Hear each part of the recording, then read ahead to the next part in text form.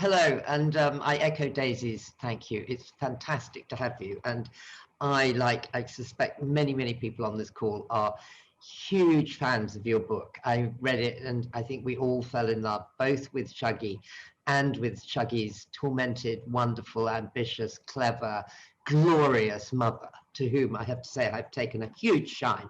But this book for you, I mean, you published it in lockdown, you won the Booker in lockdown. I mean, it must have been, and it was 10 years in the making. I mean, it must have been a really very strange experience that you've had over the last few months. Yeah, because it's my debut novel, Rosie, I have nothing necessarily to compare it to, but it's certainly been very strange. And in fact, after 10 years of work, when Shuggie was first published, it was published the week before the pandemic and all the bookstores closed. So in a way, I actually was grieving him a little bit at the beginning because he seemed like he would be swallowed by global events. And it was only really when Shuggie started to make the National Book Award long list and the Booker long list that he had a little bit of a revenant moment. But even all the wonderful things that have followed on from then have felt a little surreal because I haven't been able to see my family or friends or in fact, get back to the city that Shuggie is set in. Yes, so Glasgow is a character as well as the other two characters who we'll come on to talk about in a minute. But Glasgow is huge in this story, isn't it? It is, and I think it's just a city that gave me so much inspiration. I'm proud to be Glaswegian, even when my childhood was difficult at times. I'm still proud to be Glaswegian, and I think of Shuggie almost as a love letter to Glasgow. You know, it's not always a flattering love letter. Glaswegians don't stand to be falsely flattered. We would rather you just told us exactly what it was and tell us directly. But Glasgow is certainly the backdrop for Shuggie and Agnes's love, and Shuggie Bain, the books, is the foothill at the bottom of some really giants of Scottish literature.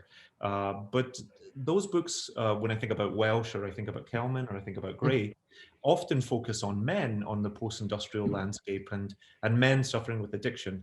And I had wanted to really frame a woman, a mother, and a young queer boy in that narrative because I felt like it was really overlooked.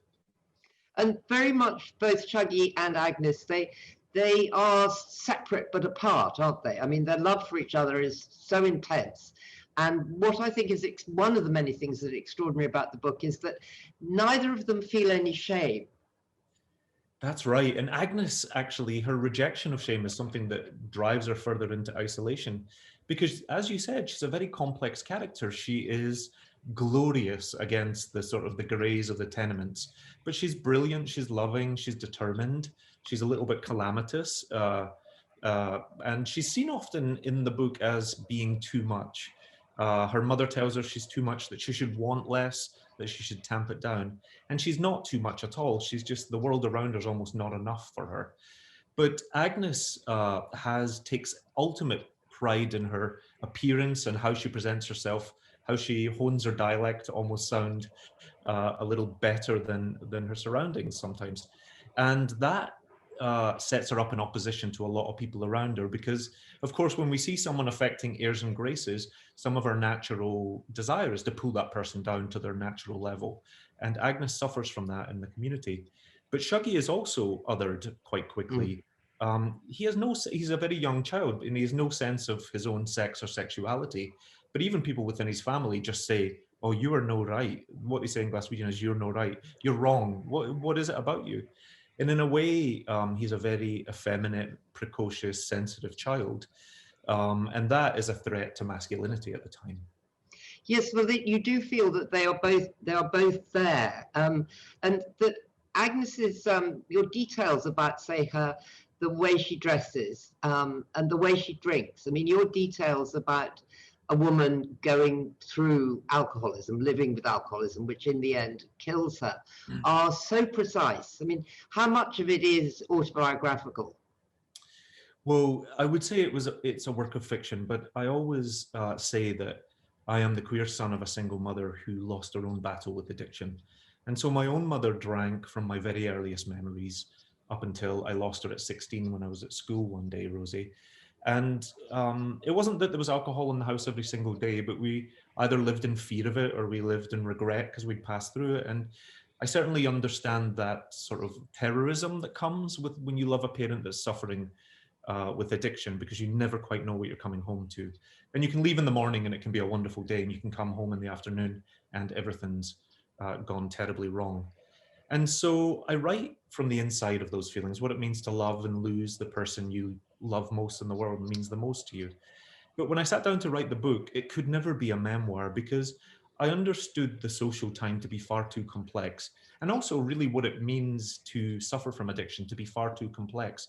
To tell it from the lens of only one little boy, what Hmm. Agnes goes through is too momentous. And so I wanted to, the characters, as soon as they came on the page, dwarfed my own experience. And the book goes back to the 40s, 1940s, and up to the 1990s. And so I could never have been in all those rooms. And I wanted the characters to tell you what it meant, because there was too many important things happening in Glasgow at the time. So one of the I mean, one of the main things that's going on all through is the sort of grinding effects of poverty. Mm, And I mean, things that I didn't know, about how you could get money on Tuesday and then money again on a Friday. And, as you say, normally when you read a lot of Scottish writers, it's about the blokes going off down the pub with that money. But in fact, Agnes is, of course, very hypnotized by trying to get to the off license or whatever her equivalent is. mm-hmm. Yeah, and I think it was growing up I was raised myself on government benefits, and I wanted the reader, with actually not having any idea who the reader would be, Rosie, I wanted them to be in the room as much as possible. I didn't want them to be able to do a drive-by and gawp at this life and then go back to whatever consumed them in their own lives. If we were going to meet Agnes, we were going to sit with her, but there is an industry around poverty. There's ways that people exploit people who are poor, uh, clothing catalogs, or Mm-hmm. having to rent television, as we did as a child, as opposed to just buying your own television set. And of course, there's strategies that keep you in penury.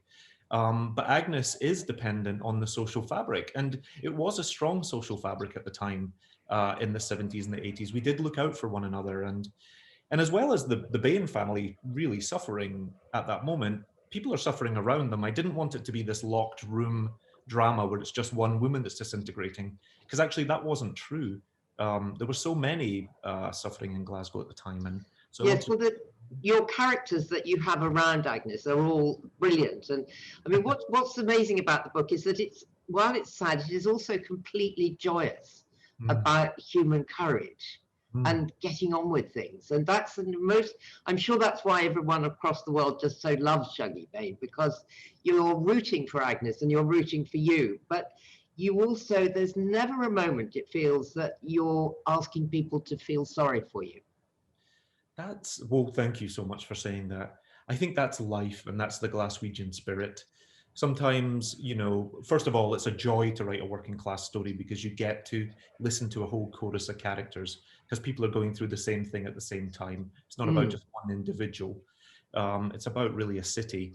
And, the Glaswegian spirit puts very opposing things next to each other. It puts incredible violence with tenderness and sadness with humor. And I wanted to create in every single chapter just an abundance of that humanity. I wanted to cram it in. But it is about people hoping and being resilient and coming back every single day and trying again. And through it all, loving each other. And I think that's the thing that readers have been able to connect with, is the love and the hope and the resilience at the heart of it, rather than the themes that get swept up in the narrative. And that you tell a very good story that I've read or heard you say about when your own mother would be spiraling off, that one of the things you would suggest was that you took down her memoir. Hmm, And that's what right. happened? Hmm. When you're a child of a parent who is suffering with addiction, you learn all kinds of tricks and strategies to make them less sad, to keep them in the room with you, to stop them harming themselves, whatever it is. And I think especially when it's your mother, you really want to take care of not only her spirit, but her body too. You want to really look after her as a young boy. And I learned when I was about 7 or 8 that one of the ways I could keep my mother's attention focused on me is if I wrote her memoirs and asked her just to tell her my story. She felt very much like a woman that was overlooked by society. And sure, history doesn't talk much about working class Glaswegian mothers. And certainly when they're suffering from addiction, we don't like as a society to look. And so my mother would tell me her memoirs, but because she was drinking, she'd never get very far. But she always started with the dedication every single time without fail. And it was always to Elizabeth Taylor, who knows nothing about love. And that was remarkable to me. Here's this woman sitting, you know, in the East End of Glasgow telling this Hollywood star. But as an adult, I came to realize that Elizabeth Taylor embodied everything about my mother that my mother admired. You know, Elizabeth Taylor was never a meek character. She was always very determined and strong and vibrant. And she celebrated love and losing love, and she drank quite heavily too. And then here was my mother in Glasgow doing exactly the same things and being punished for it. And so there was this sort of just this contrast of differences, I guess. And before we go, because I can see we're going to run out of time quite soon, the male characters, I mean, some of them, your brother, for instance, in the book, I mean, they are very varied lot, your men. It was a time of great narrowness for men. And I think we see ramifications of that today. It was not a time where men could talk about their feelings or have any form of self-expression. You had to be hard-working, hard-loving, hard-drinking, and hard with your fists. And that has effects on everyone in the book. That comes down quite firmly in misogyny. It comes into homophobia as well. But there are two heterosexual men in the book that I think transcend it, and they're there for contrast. And one of them is Agnes's father, who is actually a very big man, but he's incredibly gentle and adores his daughter above anything, even though he does some things to try and correct her behavior. And then there's Shuggie's older brother, Leek, who is my favorite character in the book, who's a very gentle, sensitive, artistic young man who makes the biggest sacrifice in honor of his mother and his younger brother and doesn't tell anyone about it. And so he's so giving as well. And I wanted to create these two men as sort of against bright things against the landscape, I suppose. Yeah, no, I think that's really interesting, you know, the fact that you say that men at that period, and to some extent, when you see the kind of hostile men's movement, have got trapped in very weird structures of masculinity, and they are very destructive, what they're in. But so has it changed your life? I think back to the first question, I think it's trying to change my life, but right now I'm stuck on the sofa, and so it hasn't physically changed my life. But as you said, I was a fashion designer. I spent 20 years actually managing quite large fashion brands in America. But I'd always wanted to be a writer. It was just never seen as something a young boy like me should do. And that's how I went into textiles, Rosie, which then blossomed into fashion. And so in a way, publishing Shuggie has been about a dream furloughed for me. And I'm so grateful to be here in this moment. And I'm trying to make the pivot to writing full time. And you've got another book coming out, though, I hear, quite soon. I do. I hope so. Hopefully it's going to come out in spring next year. It's called Loch Awe?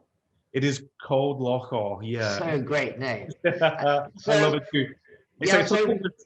Sorry. And we know, because when we were chatting before we went on air, that you're about to have a film soon of Shuggie Bain, and it's going to be directed by Stephen Daldry, who in fact held up your script that you have written, it will make the most wonderful film.